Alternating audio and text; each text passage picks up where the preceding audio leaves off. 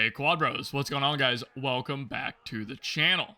I want to talk today about what's next for Enlisted. I'm probably going to do like a 2024 year in review because I think a lot happened for Enlisted in 2024, but to give you guys a little bit of a primer for that, I think it was good stuff. And so I actually think it's more important and more interesting, I think, to talk about what's coming next for Enlisted. What's coming in 2025. Now that a lot of the major problems have been solved in the game, stuff like the merge, the campaign system, XP and whatnot, like the silver economy, all of those kind of fundamental systemic issues that were a big problem in Enlisted in 2024 have been solved. And so I'd like to, what do we think is going to come next? So that's what we're going to be talking about today in this video. This is something that I definitely want to hear you guys' feedback on, so make sure you leave a comment down below, and while you're there, like and subscribe so you can, get all the news and updates when my videos go out and go live. But without anything else, let's jump into it, starting with the natural question of what is the next stuff for World War II that we're going to be getting? The most obvious thing that I think is absolutely going to happen in regards to World War II content is some sort of Manchurian campaign, some sort of Japan versus the Soviets. Not only would this increase the player base in terms of the queues and things like that, because it opens the Soviets up to another enemy, it also just is an interesting campaign. It's something that the community has been asking for a long time. It's something that isn't done very often in World War II games. So I think that the developers in general probably have a pretty high interest in doing something like this. I think we'll probably get an event for it, and then we'll get a full-on campaign for it after that. That's my guess, at least. This is probably going to happen, I don't know, maybe early 2025, maybe mid 2025. They probably have to make the maps for it, but it's something they've kind of been talking about and teasing for quite some time, so it might end up coming a little bit sooner than one might kind of expect. But if we're going off the previous campaigns and the timings of those, we're probably going to be getting it. My guess would be, probably mid 2025, maybe the second update of 2025, or maybe it might be third, depending on how often they typically do them. But assuming 3 months between updates, probably ballpark of June-ish of 2025 would be my best guess for that. After that, though, I think the question gets a lot more, I don't know, I would say interesting, but a lot more difficult is probably more accurate. There's going to be a lot of people who are going to disagree with me on this, but I think World War II is actually running out of content. And I don't mean running out of content in terms of they're running out of things that they could potentially do, right?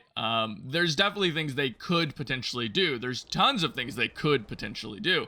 However, I don't think there's a whole lot of things that they should do. And let me talk about that. So number one, guys, they're running out of tech tree content. And that's really important because a lot of the content that a lot of people are going to say is like, oh, this is stuff that they should do or they could do, like a China campaign or something like that, or an Italian campaign or something like that.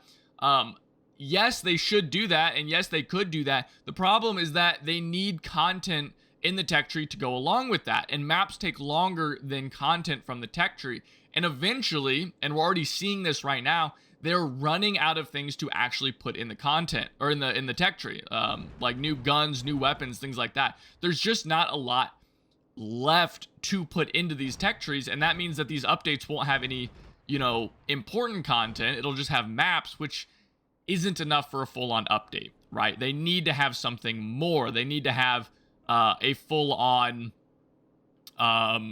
they need to have tech tree stuff. They need to have new unlockables and things like that. People aren't going to be excited just for a map. They're going to want actual content to go along with it. And the reality is that I don't see a lot of them or a lot of stuff remaining for them, right? For the Allies, they really just have British stuff left that they could add, and we'll talk about that. But that's just going to end up bloating the tech tree. And again, we'll talk about that in just a second here. There's some Italian stuff they could theoretically add, but not a lot. And again, that bloats the German tech tree. Japan is basically done. There's some tech tree tanks and planes and stuff that should probably be added. But in terms of infantry content, not a lot, right?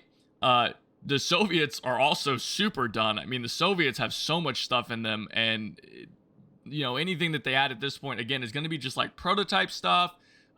Small niche guns or like random tanks and stuff that just really aren't good additions to the game in the long term, right? So I don't know, guys. This is something that people might disagree with me on, but I really just don't think that they have a ton of content left that they can really add without doing an actual tech tree addition. Now, if the developers were to add an actual tech tree, then I think this all completely changes. I think it's totally different if they're able to do that, because if they actually do a full-on new tech tree, like for example, the Commonwealth or Italy, well, then that changes things. There's a lot of new content. So they could add, a full British tech tree, tons of guns to it, add those as an unlockable along with, say, like a Commonwealth campaign somehow, or maybe Italy or something like that.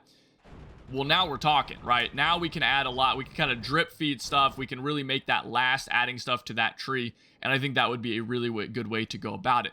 We'll see if they end up doing this. I don't know. The developers have been pretty against doing something like this. They've openly said they don't want to do that. I disagree, and I also think that it's important to mention that the developers also said that they didn't want to do the merge until they had to do it. So I don't know. Who knows what they'll end up doing? That's kind of a big question. Now, in terms of stuff that they could add in, tech trees and things, I already mentioned Britain and the Commonwealth. That would be a great addition. I think Italy could definitely be something that they do. Maybe the Commonwealth and Italy together for an Italian campaign. If they wanted to add 2 more past that, I think Finland and France could be 2 that they do. The Battle of France would be a really questionable one if they could pull off. The problem with that is that the Allies, the United States, I guess more specifically, didn't actually fight in the Battle of France. So that makes things really difficult, I think, to have in them. And it's also way earlier. So I don't know. It would be a really difficult thing, I think, to easily add to the game, even though I really would like a Battle of France 1940 campaign added to the game. But I don't know if the player base would be able to handle it. The player base could definitely handle like a British tech tree, because all they would have to do is essentially add the tech tree and then allow players to be put into a game, like regardless of what faction you're playing. So like if I queue the game as Britain, then I could be on a team with like 5 British players and 5 American players against a team of like 6 like German players and 4 Italian players, right? Something like that. So I think that's a very like solvable problem in that regard, but that doesn't work whenever you're doing like something like France, where like they literally didn't, like that, the Allies literally didn't fight at that time, right? Like they didn't fight in 1940 France, so they can't really be there. So that's kind of a harder question. I'd love to hear your guys' thoughts on potential tech trees. I think Finland would be cool and could be doable.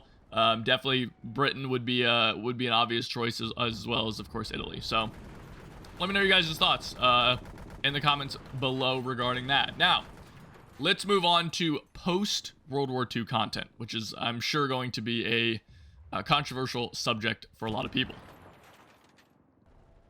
So we're definitely going to have to move on from World War II at some point, right? The question is kind of not if we move on, but when we move on, okay? And again, I know a lot of people are going to disagree and think that we should just stay in World War II. I think that's crazy. I see no reason why we should ever just stay in World War II. I think that Enlisted plays really well with modern combat. I think it would probably need a little bit of tweaks and stuff like that for a whole like campaign and system, but it could definitely work. And I don't know. I don't really see a reason why we shouldn't do that. I think it would bring in a lot of new players, and for the reasons I mentioned earlier, where there's only so much content that can be actually added to the tech tree, and the tech tree content is what people actually want. And so eventually you're going to run out of World War II tech tree content, and at that point you kind of have to move on, right? You have to move on to a later time period. And so the question to me is, where do we move on to, right? And how do we move on? Does it just become like, okay, we're BR7 and we have that like +1 -1 thing? Do we set it up like War Thunder, the way War Thunder handles it? Do we do a hard cutoff? I personally prefer a hard cutoff, where you can't see World War II stuff in, say, well, not necessarily in Korea, but I don't want to see World War II stuff in, like, say, Vietnam. I think that that's silly, and I would not enjoy that. I think that that's kind of a stupid thing, and that's something that happens in War Thunder, and I don't like that. I think that that's something that might work for War Thunder, but definitely is not something that is cool or interesting for Enlisted. Now, the question is, where do we go? And I think the two obvious answers are Korea or Vietnam. So let's talk about both of those. Starting off with Korea. So Korea would be a very easy jumping point from World War II because, for the most part, it really is just World War II Part 2 Electric Boogaloo, right? Like, it's World War II, but we have like some extra small stuff like the Patton, and I think there's like a a Belgian like assault rifle that was used a little bit, like the FN 1949, I think is what it was called, something like that. There's a couple different like smaller guns that they could definitely add to the tech tree. And then of course like jets, like very early jets could be added to the game. That could be interesting. So there's definitely like options that could be added to Enlisted in terms of content for a Korean campaign. But for the most part, it would really just be World War II, like late war World War II stuff in a Korean campaign. And that's cool. That's fun. That's awesome. I like that. I think that would be great. I think it would probably just end up being like BR6, right? Or maybe BR7, right? Maybe BR6 ends up being like the super, super, super late war World War II transitioning into Korea. And then like BR7 is like Korea, but like, you know, the really kind of later parts of Korea stuff, like maybe like the Patton. So then you don't have Pattons in World War II, but you still kind of have that gap there, right? Okay, so like I guess to put it another way, BR6 would probably be like BR3 where it can go up or down, but BR7 wouldn't be able to see BR5, right? Does that make sense? Hopefully that makes sense. Okay, so I think Korea would work. I'm not a huge fan of Korea because I don't want more World War II stuff. I think the thing that's interesting about moving on from World War II is getting the stuff that isn't in World War II, right? Like I think doing doing World War II Part 2 Electric Boogaloo would work, and I think it's a clean thing to do, and so I would support it. But I think it would be much more interesting to do Vietnam, and let me tell you guys why. Number one, Vietnam, massive, massive difference in equipment, right? We got modern stuff. We've got AKs, we've got M16s, we've got modern tanks, we've got jets, we've got helicopters, right? We've got all this new stuff added to the game that would be wildly, wildly different than anything that we have in World War II, which would be awesome. I really think that would be like so fun, and it would be such a jump off and such a difference from what we have right now in the game, right? And I think that would like attract a lot of new players. I think that would be really interesting and be a breath of fresh air for so many people in the game.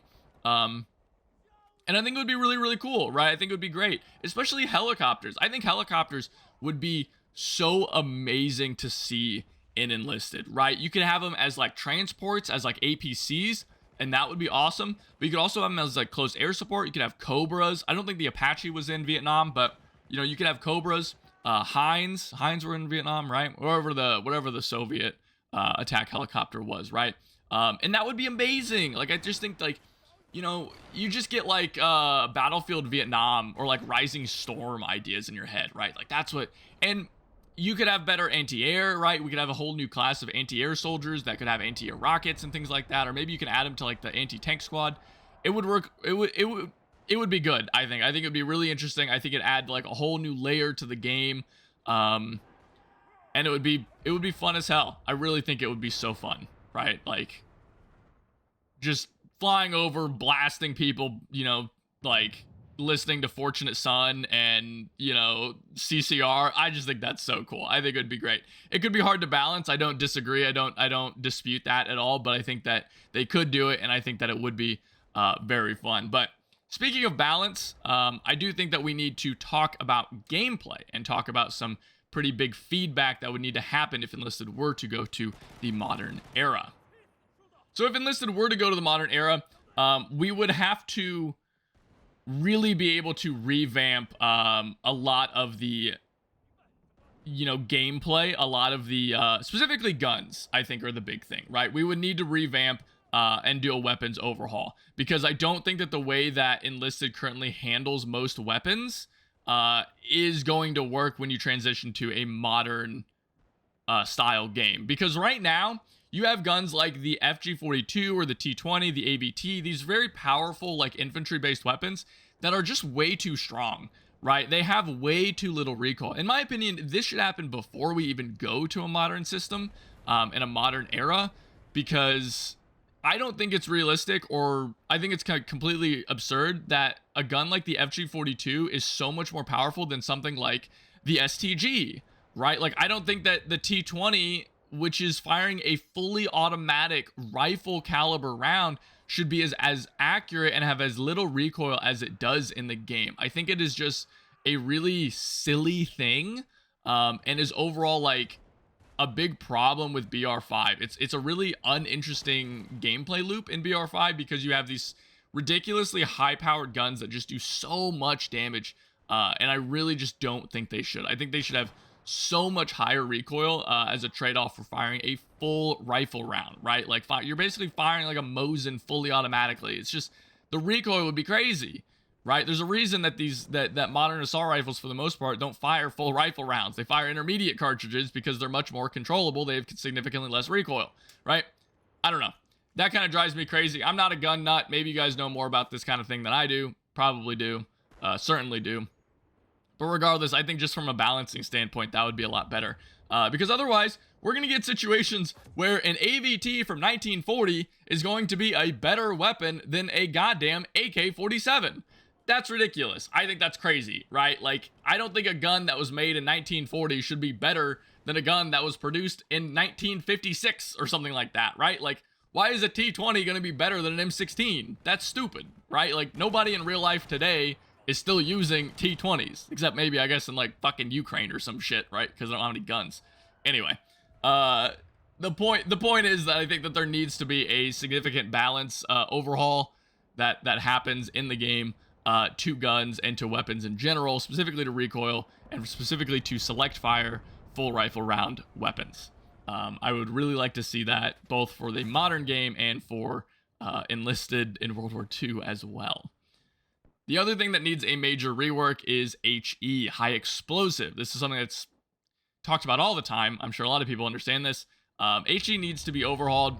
The problem with HE right now is that it just does too much damage most of the time, and in World War II, it's kind of okay, although I would definitely argue that BR5 is really ridiculous, and is really too HE heavy, between things like HVARs and, you know, big 88mm cannons and 500 kg bombs and all this ridiculousness in BR5. It really, a lot of times whenever you're playing with like good players, it kind of just turns into this like, who can kill the other player with, you know, grenades and high explosives better than the enemy, rather than like interesting gunplay and fun, like actually shooting people in an infantry-based game, which is what Enlisted does best. So I'm not saying that we should just make tanks not exist. I think that's dumb, but I do think that we should be a lot more, I think that Darkflow should be a lot more careful and a lot more conservative with the damage that tanks and things are doing. I think that maybe it'd be best to reduce the lethal area of effect for tanks, make them down enemies a lot more often than they currently do, rather than just like absolutely nuking people that are like 20 feet away from them and things like that. Maybe add more concussive effects to tank shells rather than making them just like straight up kill people all the time. You know, especially if you're in cover. Like, I'm not saying like if you get direct hit by an HE shell, you don't go down. I'm not like, that's stupid. But what I am saying is that like maybe we could make it to where they're a little bit less lethal against players who are in cover or have a little bit more of like distance from the direct impact of the shell, stuff like that. Maybe add some perks to the game that reduce like explosive damage, like a flak jacket perk. Stuff like that would, I think, go a long way in reducing the overall damage and, I don't know, like, oppressiveness of high explosives in Enlisted. And I think it would also free the game up to go to a modern gameplay where you have more, like, you know, stuff like helicopters and jets and things like that. They're going to have bigger bombs and bigger rockets and more rockets and things like that. So, yeah, I guess that's it. I won't continue to ramble. This video has already gotten very, very long, so I would love to hear your guys' thoughts on all of this. It's a very big question. It's something that I'm really interested to hear what you guys think is going to happen and what you guys want to see. Maybe I'm totally off base and everybody really just does not want to go to modern combat, and I don't know. I would definitely disagree. I think a lot of people would like that, but I don't know. Let me know down in the comments below. While you're there, like and subscribe, and Follow me over at twitch.tv/HeyQuadro. Join our community Discord. The links for those are in the description below. And yeah, I'll see you guys next time. Take it easy.